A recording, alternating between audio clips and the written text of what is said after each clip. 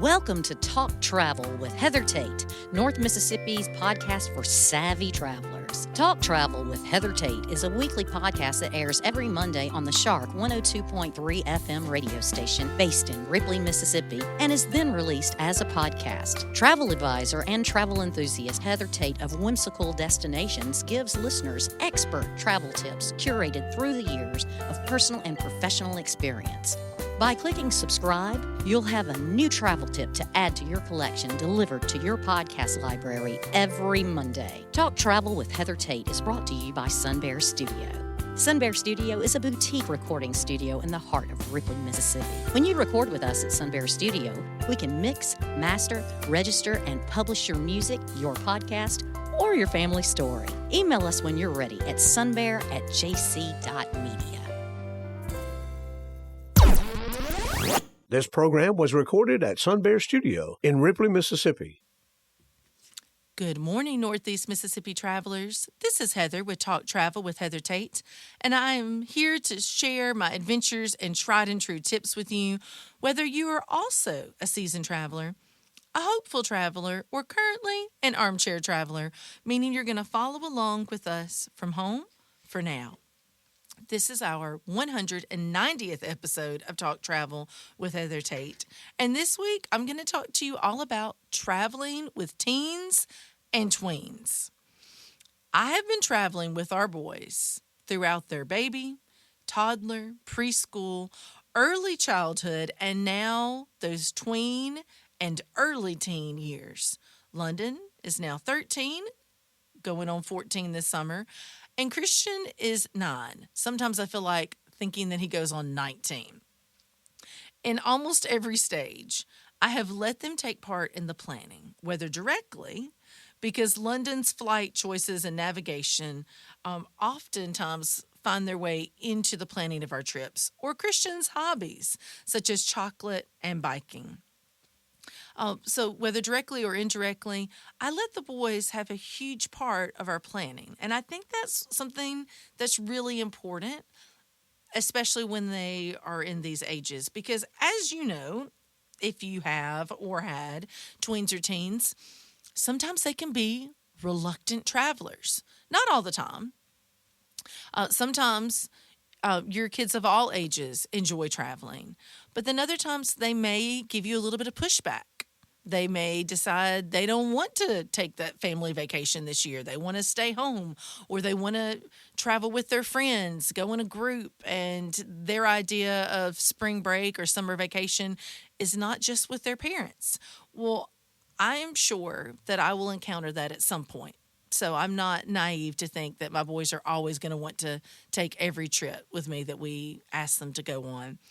But for now, they have wanted to go on every trip we've asked, and every trip we have asked them not to go on, they've wanted to go on every one of them. So I'm going to share some things that we've done and that we currently do that I think make it a little bit easier. Now, I'm not saying perfect, because if you've ever traveled with a teen or a tween or any child's age, you know that it's not going to be perfect. But it's definitely interesting. In our family, we love traveling together. We do it so often that I don't always stop and really think about how our travel style has adapted to my boys' ages and their preferences. But when I really started to think about it, as I was preparing for this episode, I thought, okay, there are some differences now traveling with the boys than it was when they were younger. So here are some of my tips that I have learned by fire that I'm going to share with you. Number one, just like when they were younger, keep them well fed. Now, sometimes we don't realize this until it's too late. But when I notice, especially Christian, just seeming more irritable, then I can think, you know what?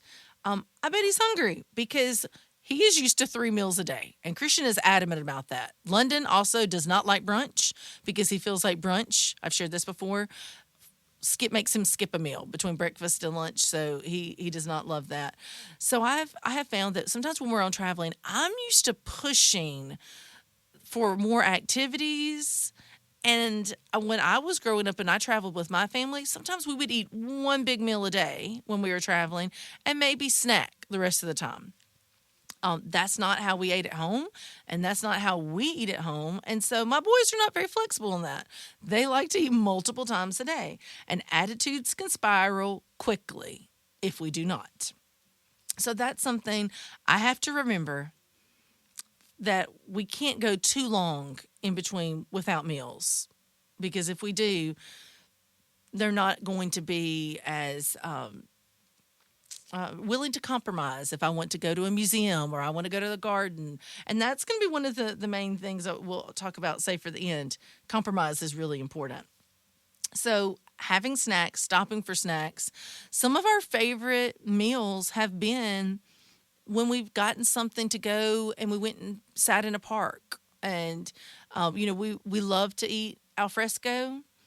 I say we. I love to dine al fresco, and I think London and Christian do, and Logan tolerates it. But if the weather is not, 90 degrees and up, I've got a much better chance of getting Logan to dine al fresco outside as well. But I think that's great to do with kids of all ages, is to dine outside. So make sure they're fed is number one. Number two, let them contribute with the planning in order to build the excitement. Now, I know when the kids are younger, a lot of my clients, they like to completely surprise their kids. If they're going to Disney, they're going on a cruise, they're going to beaches, they want to surprise them because maybe they don't want to hear, when are we going? When are we going? Is it tomorrow? When do we pack? What are we bringing? Are we going to see Mickey? Maybe they don't want to hear that for months. So sometimes they just surprise them because they think it will be easier if they make all of the arrangements ahead of time. But as the kids get older, you really want to incorporate their ideas and let them participate in the planning to help build that excitement. For Christian, that might mean watching YouTube videos about the destination we're going to go, so he can see some things that he is really interested in. For London, he wants to know how we're arriving. Are we going by plane, train, boat, car? And then he wants to know all about that destination from a logistics point of view. He likes to know the population. He likes to know what their main industry is, what they're known for, how you get around in the city, like big points of interest. Those are things that he's interested about. Christian is more interested in his personal hobbies and how he can find that in other places. So chocolate, biking, these are things that he really enjoys. So the things that he enjoys at home, he likes to also enjoy while we're traveling. So that's something to keep in mind. Whatever your kids' hobbies are, let them find ways to incorporate that when you're traveling, and that will help with those tween and teen years. Number 3, provide more space when possible. I will tell you, the biggest struggle for traveling with teens and tweens, it feels like, is when you're all on top of each other. And if you have one bathroom and you're splitting between 4 or 5 or more people, it doesn't always work as easily as it did when your kids were younger. And you could all pile up in one room. They wanted to be right by you every moment. Sometimes you and they need a little space. So maybe this means having a suite where you have a separate sleeping area for the adults and for the kids.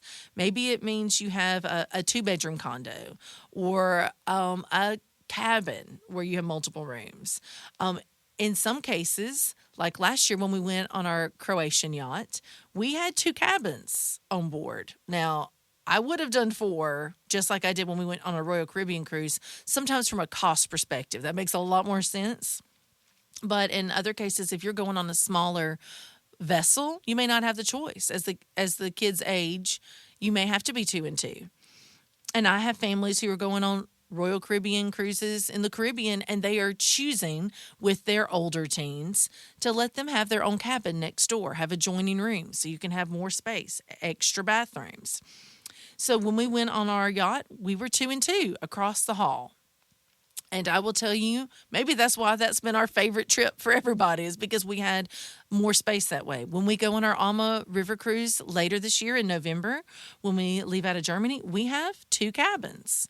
So I think as the kids are older, having more space is just pivotal. I do think so. Also, with more space, number 4 comes some independence. This is hard when the kids are young to think about. We think about stranger danger. You don't want to let them out of your sight at home and when traveling. But as they get older, you're going to want to give them some independence. And I'm not saying you abandon safety to do this. I'm not saying that at all. But like when we were on our Royal Caribbean cruise, for example, they have tween and teen clubs. So all the major cruise lines that cater to families, Royal Caribbean, Disney, Carnival, NCL, they all have kids clubs and teens clubs. Beaches resorts, which are the family version of Sandals resorts.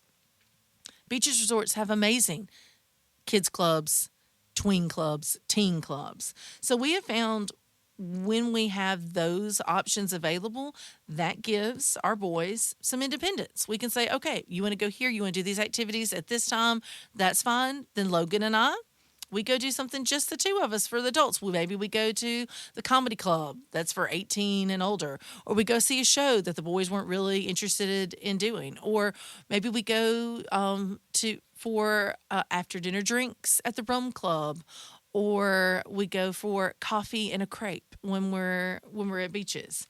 So we've found ways we can incorporate where they get to do what they want to do, we get to do what we want to do, and then we meet up and we spend time all together. And we still do that while they have independence, but yet we know where they are. All right, number 5, some cool activities. So more than just sightseeing. When our boys were young, I could plan the itinerary and do exactly what I wanted to do. So when we went to Paris, when London was almost 2 years old, he didn't get to weigh in on the activities. He didn't need to. If he was with us, he was happy. So he could go to a park, ride a carousel, go to the museums. He was fine. I could plan exactly what I wanted to do, and he would go along with it. Well, now, as you know, older kids, they have opinions. They don't want to just sightsee, go to museums, go to the gardens all the time. They want to do things that they want to do, and that's the thing. They want to do things, active things. So that means rock climbing, kayaking, snorkeling. Sometimes it's things that I'm getting outside of the box for what I really like to do to try to find things that they want to do. Or like when we're on our cruise, maybe they're getting to do those things and I am watching and cheering them on. So maybe every day when we were on our Royal Caribbean cruise, after we did the excursion, when we were at a different island, we'd come back on the ship. The boys would dry off, get clean clothes, put on their tennis shoes, and they go rock climbing. I didn't rock climb one time this past trip. They did every day. And I would just go watch them so they could experience that. And I'd take pictures and cheer them on until London told me to stop cheering them on so loudly. And, they got to do the things that they wanted to do, and I could be there without having to participate. Now, we all played mini golf together. And last year for spring break, when we went to Charleston, we all kayaked in the Outer Banks together. And it was their favorite activity the entire trip. So it wasn't going to the museums or even Fort Sumter, which they enjoyed.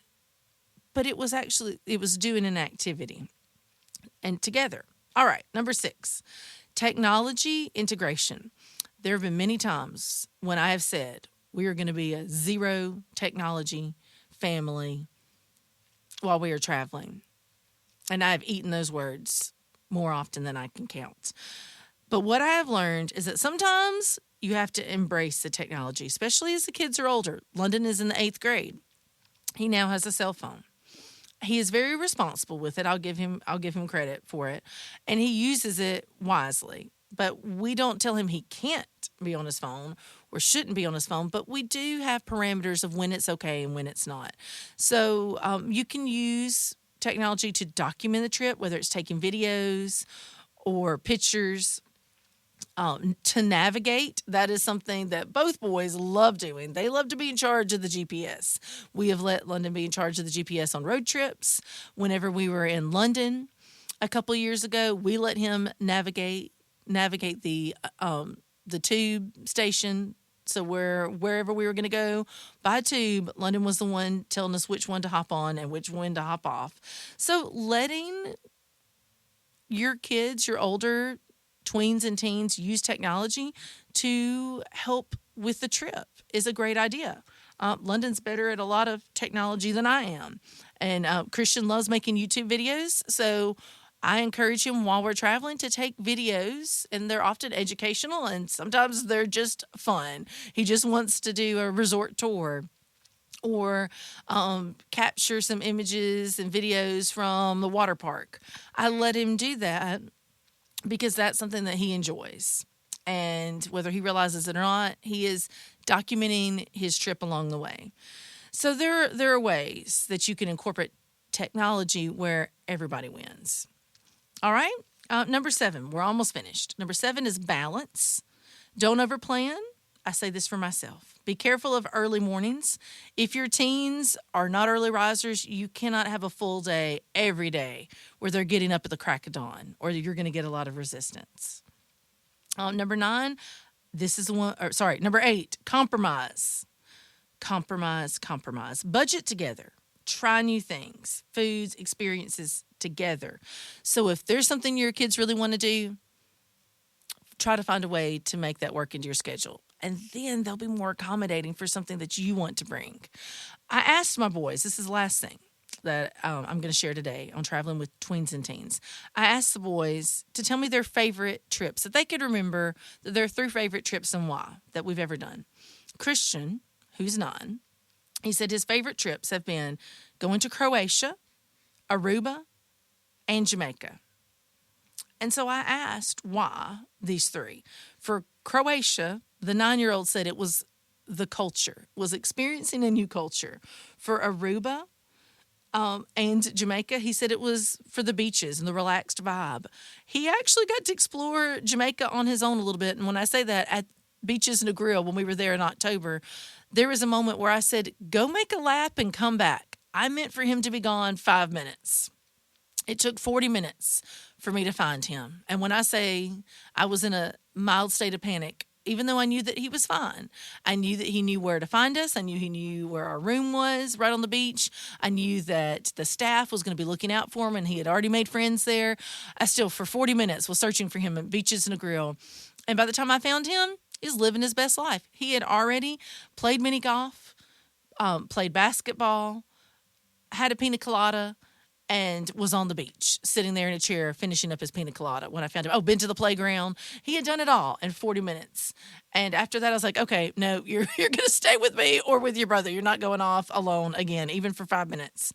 That was a good learning experience for me, too, to be very clear when I'm giving the freedom how long I meant for him to be gone. But he will count that now as one of his favorite trips because he got to have some ownership. He had a little bit of independence. And those were his 3 favorite places. For London, who's a 13-year-old, he said his 3 favorite places have also been Croatia. And he said it was the intimacy of the yacht and getting to travel together in a group where he made friends. That was made it his favorite place ever. Puerto Rico, he said, was for the culture. And London, because it had always been a bucket list for him to get to go to London. That is all the time we have for this week's episode of Talk Travel with Heather Tate. Be sure to check out our Facebook group, Heather and Logan Tate Whimsical Destinations. I would love to help you plan your next adventure. But remember, wherever you're going, whatever you're doing, whether it's you're staying here at home or you're ready to, branch out and see the world, life is a great adventure. Make those memories. Take the trip. You won't regret it.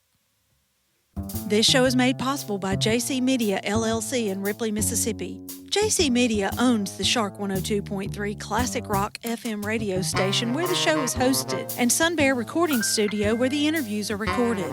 We need your feedback and support. If you listen to the podcast on a player like iTunes, Google Podcasts, or Amazon Music, please subscribe to the show and leave us a review. We also have an email in which you can share your feedback. That email is theshark1023@gmail.com.